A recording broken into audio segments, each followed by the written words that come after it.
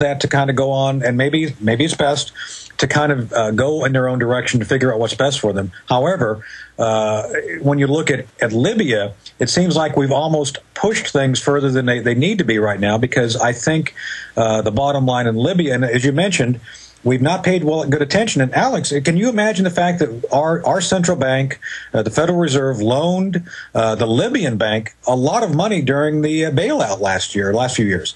So it's kind of like, why are we supporting all these folks? And now we're talking about money going to a rebel group who we don't fully understand. We don't know what their loyalty is going to be. And if I were them, I would take the money and do whatever the heck I want, no matter what we think that they're going to do. Oh, absolutely. But I mean, weapon systems to people.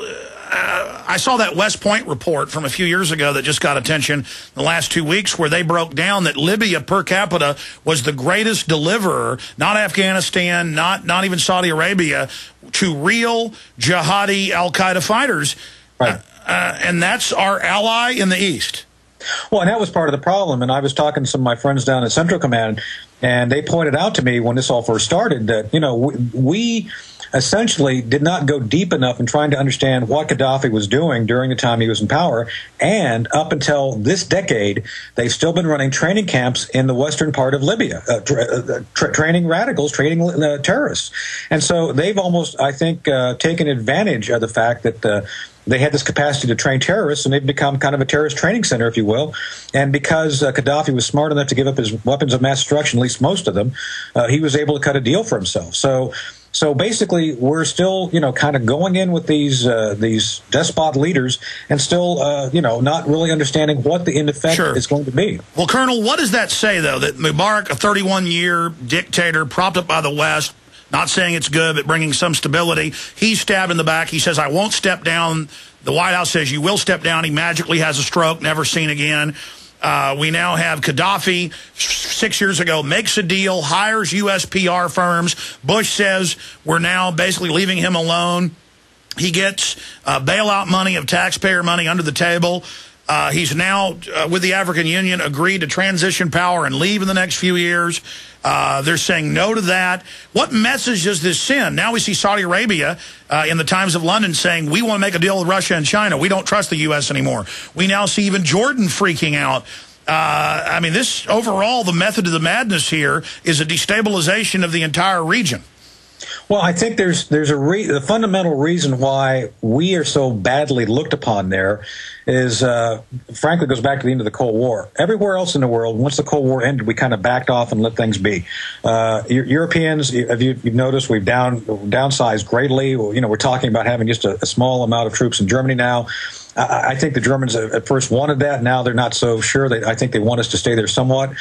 Same in Asia. We really backed off. The only place we've really been doing anything in the way of terrorism stuff, anti-terrorism stuff, is the Philippines. And frankly, they've asked us to come in and help them with that. So that's not really a big deal. The problem with the Middle East, though, is that because of our own interests regarding resources, we kept a very heavy boot on essentially the throat of a lot of the people. And not we so much, but those individuals, those dictators we worked with. And I know this is a harsh thing to say, but it's essentially the truth. We, in our own self-interest, sided with the individuals, those leaders of those countries, which treated their people very badly. So, surprise, surprise, not really. You've got the people now seeing us in the same bad light as they've seen these dictators, and so we are part of that process. One of the great ironies here is that the Iranian people, a lot of the younger people, they like us. They like the idea of freedom, and one of the reasons that they have wanted this Western lifestyle and what a lot of the West stands for is because they don't see us, the U.S., as part of the very restrictive regime there. So we are seeing the end results of, I think, some policies which we knew going in may be tough for the long term, but we decided to seek short-term goals of trying to seek resources and things to sustain our economy rather than understanding better and trying to deal with the long-term consequences of populations which are, for better or for worse, looking to be free. Well, looking at the end game here, briefly, what would you have done with Libya? A. B, looking at the real policies and this quagmire with the politicians now saying he must go. They've thrown down the gauntlet. Now we have this U.S. general saying, yeah, ground troops may have to go in with the troop ships off the coast. I mean, I think the real policy here is they're probably going to, quote, put in a humanitarian backup force. Well, it'll be called peace support if it goes in. That's the military term for it. But with that said, first off, I agree 100% with Secretary of Defense Gates that this was ill-advised. We just don't have a sufficient knowledge of understanding everything that's going on to jump in. If you wanted to do something, if we had to do something, I would have done two things differently than President Obama. First, the moment the Arab League said we support the humanitarian aspects, I would have said fine. I would have notified Congress, implemented the War Powers Act. I wouldn't have gone to the UN. I would have just acted, set up this no-fly zone. And then, Alex, what I would have done at that point in time is demand Qatar, Saudi Arabia, and other Arab nations step in. And this is a big mistake we always make. Those nations are as rich as any nation has ever been, those larger Arab nations. Saudi Arabia has a gigantic military. They do. And so I don't understand it. And if you recall recently, within the last few weeks, Qatar actually bragged on itself by saying, well, the Saudis have, deposed their own leadership, so we're here. So I would have picked the Qatar or some other nation to take the lead and make it an Arab force going in there to deal with Arab issues. Otherwise, we're the ones who look like an imperial power. We're, instantly, if you recall, right after this all started with our lead, the Arab League said, oh, we didn't know this was going to happen. So, we need to get out of the middle of this. And then if the Arabs say, well, you've got to help us spread democracy, well, great, then you do it. That's what George Washington said, just stay out of it. But when we come back, Colonel, you probably wouldn't have ever even done this, but we'll let you answer that question and see if my guess is right. Versus what you would have done, then we'll talk about in the final few minutes what you now think is going to happen. We'll be right back. I'm Alex Jones with Infowars.com. New book is Operation Tarkard.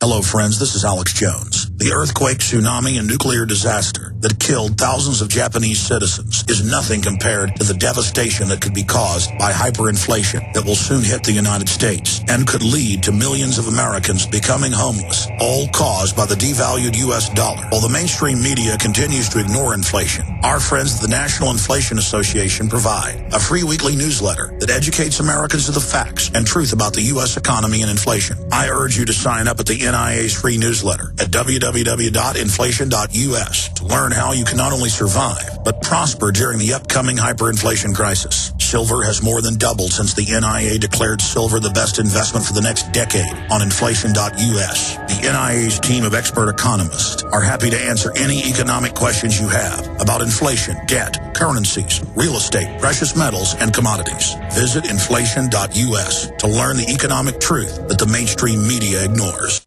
If you suffer from poor sleep, you need MyPillow. Guaranteed to be the most comfortable pillow you will ever own. Using a patented fill, MyPillow adjusts to your exact individual needs by gently supporting your head, shoulders, and neck. MyPillow has a natural built-in cooling effect, keeping your cervical nerves cool, giving you the best sleep of your life. MyPillow will never go flat and relieves snoring, migraines, sleep apnea, fibromyalgia, and many other disorders. It's antimicrobial, non-allergenic, dust mite resistant, and best of all, machine washable and dryable. MyPillow is made in the USA, has an A rating with the Better Business Bureau, comes with a 60-day money-back guarantee and an industry-leading 10-year warranty. Order today at MyPillow.com or call 952-442-6199. That's 952-442-6199. Mention coupon code GCN and receive 20% off your order. What do you have to lose except poor sleep? MyPillow.com, the most comfortable pillow you will ever own, guaranteed.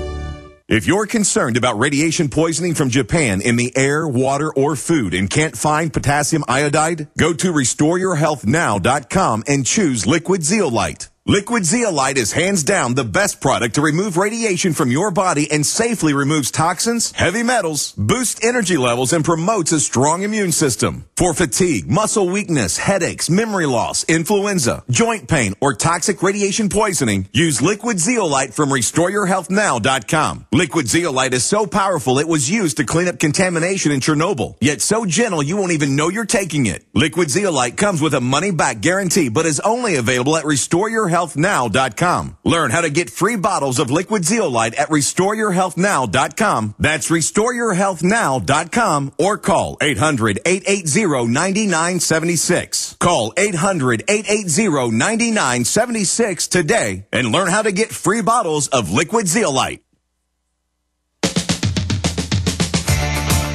All right, final segment.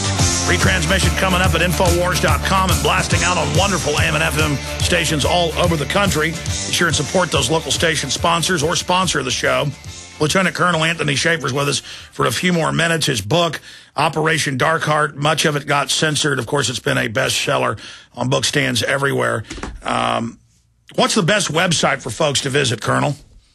Two of them. You can always go to our think tank. We've done a lot of work, and basically we have something called Radicalization Watch. We look at where things are happening. So, in fact, I was taking a lot of information out of our report on this very issue today before I came on with you.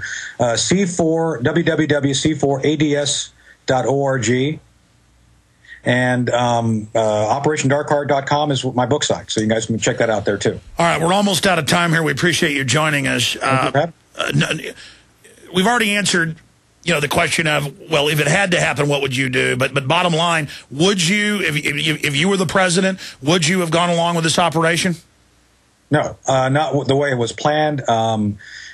Much like military operations, like comedy, it's all about the timing. I think the timing was awkward. I think the policy is still very unclear. And, I'm sorry, I disagree with Secretary Clinton and President Obama. Our objectives are not clear.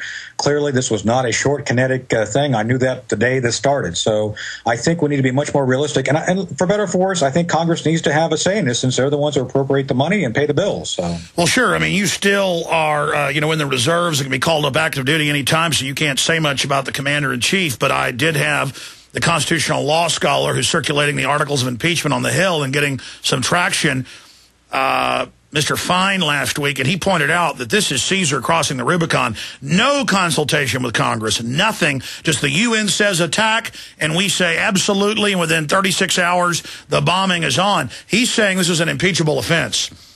Well, I've been critical of President Bush in a number of things over the past years, during the time I've worked within DOD. But frankly, when President Bush decided to go to war with Iraq, he sought congressional support first, then he went to the UN. I think that is the proper way of doing it. And frankly, I don't know. I'm not a legal completely. I mean, I'm not a lawyer, but I do study law a little bit. I don't understand how it was legal to use that amount of appropriated money. And keep in mind, this had to come from somewhere. $1 billion has been spent in the United States name, in our name, going into to do what we're doing in Libya. And I just don't think that congressional leaders had proper ability to assess this. And I'm sorry, to me, this is war. And I don't know what else to call it when you start using that level of force. And you did have military objectives one way or another. So anytime you have military objectives, to me, that's a war. Congress does the taxes, the spending, the war, and more they become ceremonial. In closing, how do you see this ending on the current trajectory? Well, unfortunately, I see us meandering down the path we did with Bosnia. Somehow, I believe, unless Gaddafi is able to leave within the next couple of weeks, we're going to be in for a long haul like we did with Bosnia. I predict that we may be there for another 5-10 years at the rate we're going, unfortunately. And they already launched cruise missiles into his compound. I mean, that breaks international law right there, trying to assassinate him, and then they say they're not. This guy's got a long history of staying dug in. I don't think he's going anywhere. I don't think so either. So what do you think about the different generals that have been in the news saying the ground troops are ready?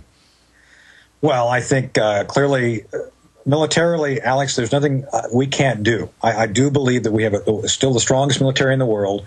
Unfortunately, having it and using it are two very different things.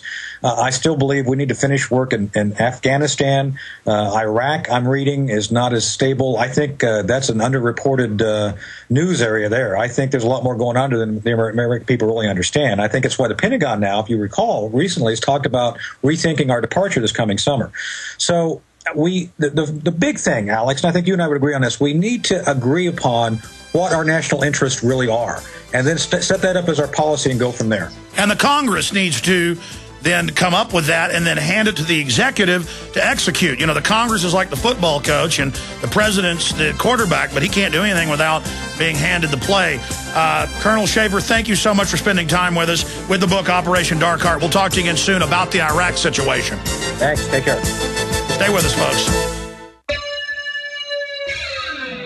Thank you for listening to GCN. Visit GCNlive.com today. Hi, folks.